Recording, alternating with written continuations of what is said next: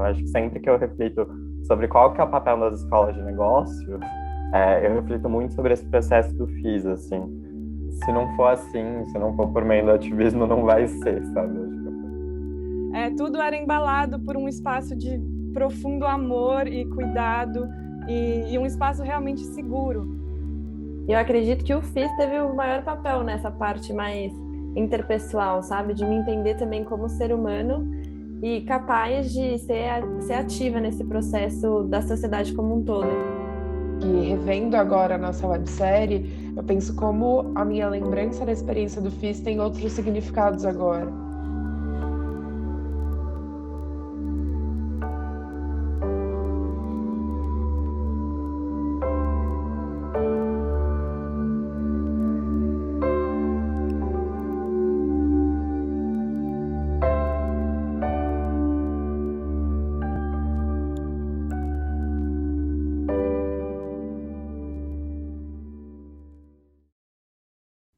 Quando eu vi o tema, né, do trabalho, foi assim, uma grande surpresa, porque apesar de conhecer um pouco, eu era bem fora assim desse mundo, né, de ONGs e de sustentabilidade.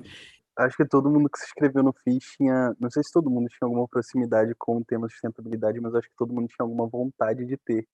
E aí eu tava nesse time que tinha vontade de ter. Então. Foi bem interessante receber um desafio que estava relacionado com organizações sociais, assim, porque eu venho de administração pública e a gente já era um tema que a gente tratava, abordava minimamente em sala de aulas. E foi muito interessante perceber que, no fim das contas, eu achei que isso não ia sair do meu estágio de conhecimento, mas saiu super, assim, sabe? Porque eu aprendi muito que a gente não fazia ideia no curso de administração pública.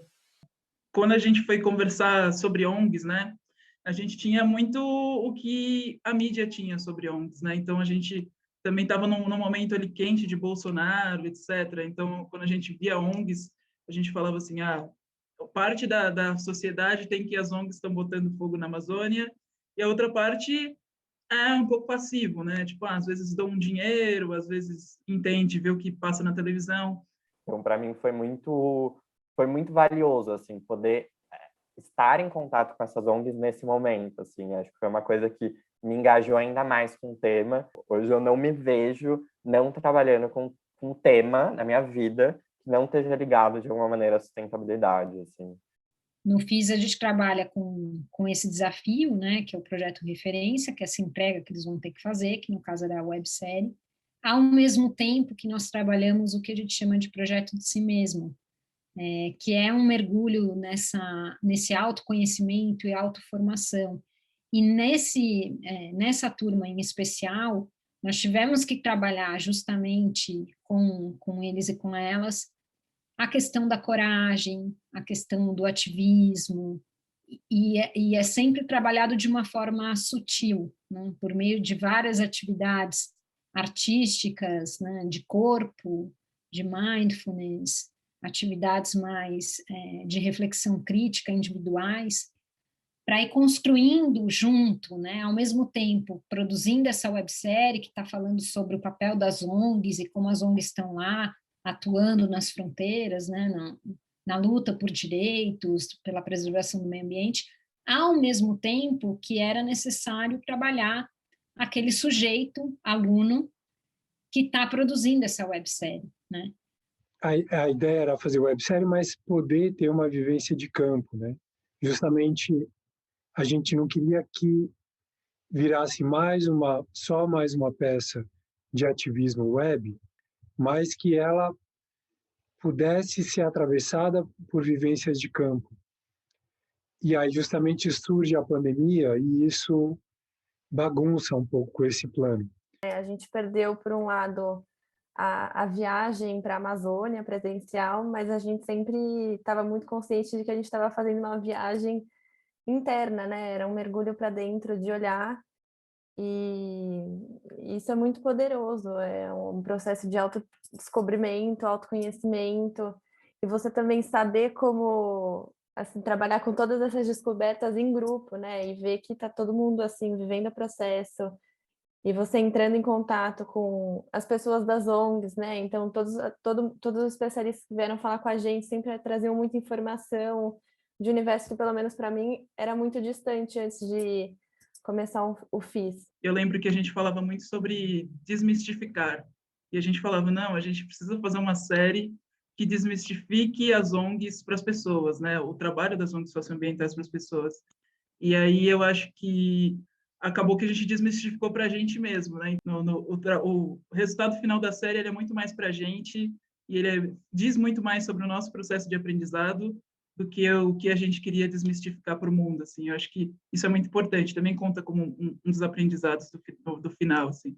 Outra coisa bem importante, assim, no FISE, que eu acho que ficou ainda mais importante nessa pandemia, é a questão do relacionamento, porque, assim, pelo menos para mim, a qualidade dos relacionamentos com a graduação online declinou muito. Não tem mais aqueles vínculos da faculdade, do relacionamento, de frequentar o fumódromo, o campus, de conhecer gente fora da aula, assim. Isso praticamente desapareceu, assim, com a faculdade online.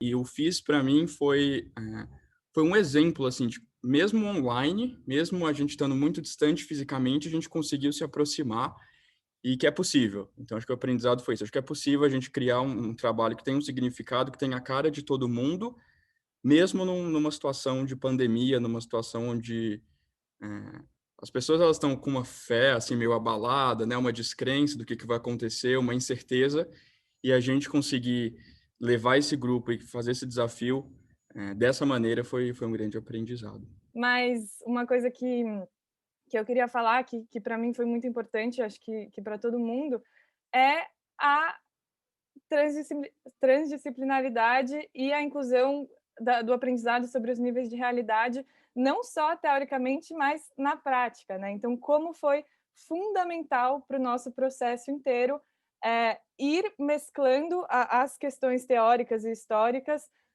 os aspectos artísticos e meditativos, e como, no fundo, foi realmente uma experiência profundamente holística e que talvez, enfim, na verdade, eu tenho certeza que a gente não teria sido tão transformados e tão mexidos com esse tema se não fosse também o aspecto corporal, o aspecto espiritual, até de alguma forma, que foi incluso nesse processo. Eu acho que o FIS tem esse papel vanguardista dentro do ambiente da GV, assim, de tocar em temas e trazer valores e trazer essa autorresponsabilidade e nos educar perante a isso, que é algo que não é tão tocado durante a graduação. O que eu senti nesses 4 anos e meio que eu estou na faculdade é um excesso, é uma sobrecarga, no sentido que a gente tem tanta matéria, a gente passa tantas horas por dia assistindo aula e fazendo coisas para as aulas, que às vezes acaba quase entrando num modo automático, assim, de sempre correndo atrás dos prazos e entregas e tudo mais. Então, nesse sentido, eu acho que o FIS é absolutamente disruptivo dessa lógica, por permitir para nós os espaços vazios, o espaço do silêncio, da reflexão. Então nesse aspecto, para mim, o FIS nos estimula muito a esse ativismo, porque no fim é isso, né? A palavra ativismo vem de ser ativo. Então, para ser ativo, tem um lugar de criação, né? De criatividade, de, enfim, novas ideias e de um cuidado com o coletivo, com o que é nosso. Esses estímulos que a gente dá, que em parte são de conteúdo, mas em parte são dos estímulos de construção de olhar e de construção do humano, eu sinto que talvez seja o cerne do ativismo acadêmico que o FIS propõe, seja esse. E claro que não é fácil, mas é muito recompensador. Acho que o FIS ele puxa um pouco para o hoje, para as reflexões do hoje, da reflexão sobre qual que é a sociedade que nós, como essa geração, de potenciais lideranças, administradores e gestores, queremos construir. Eu vejo que nós estamos, né, em 2021 num contexto de limites planetários, de uma nova era geológica, que é o antropoceno, com projeções climáticas desastrosas para as próximas décadas, né, que nós não estamos como humanidade conseguindo resolver, uma crescente escalada aí do aumento da desigualdade social, das injustiças. Então, eu vejo como absolutamente necessário esse olhar dos docentes, e aí olhando para dentro das escolas de administração, um papel fundamental de rever, de se rever, né? Quais gestores nós estamos formando para o mundo, né? Para gerir que tipo de organizações, para atuar, para estar no mundo de que forma, lutando para quê, né?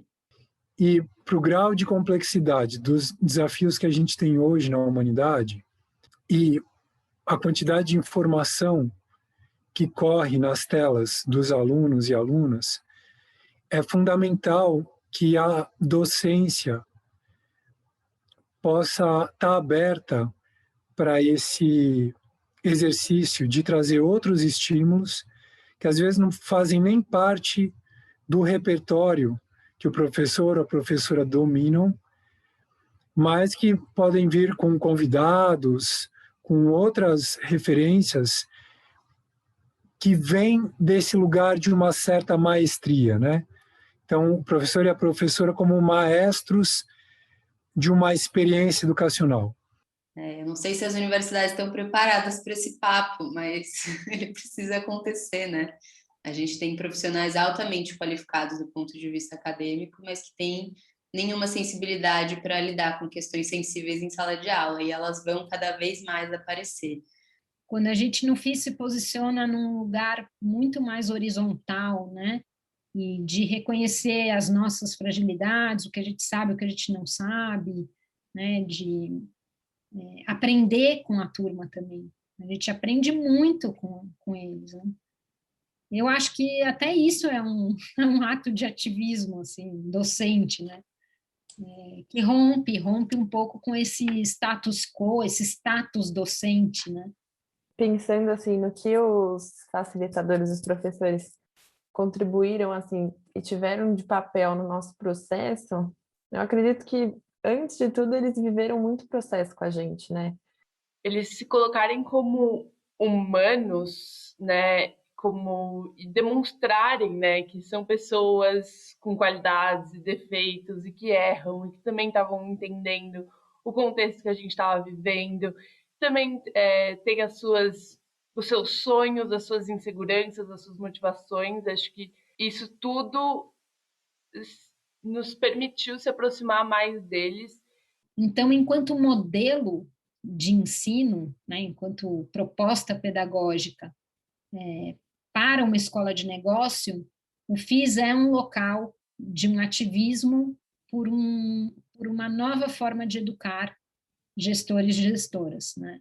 Eu penso muito também nessa parte de autoposicionamento, autoformação, assim, eu sempre fui uma pessoa meio que pensa demais, e aí quando coragem entrou na minha vida em 2020, veio muito nessa de, vai, sabe, tenha coragem de fazer essas coisas, mesmo que você pense demais. Então, acho que é muito esse comece.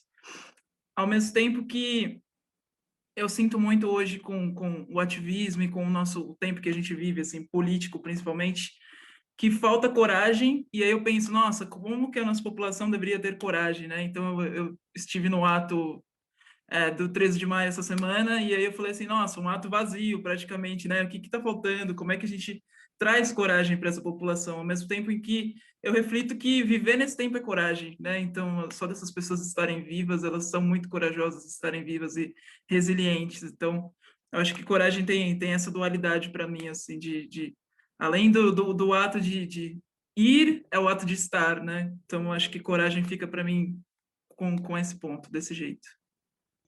E que coincidência que agora eu olho para trás, eu olho sobre toda essa pesquisa que a gente fez sobre organizações não governamentais e como isso tem um outro significado, porque eu me vejo inserida nesse mundo. Fazer esse processo de relembrar tudo que a gente passou, assim, eu não esperava sentir o que eu senti hoje, assim, realmente, mas mexeu com o meu coração. Eu não sei o que isso significa ainda, mas eu sei que é o processo do FIS falando comigo e que ele continua aí, acontecendo, assim.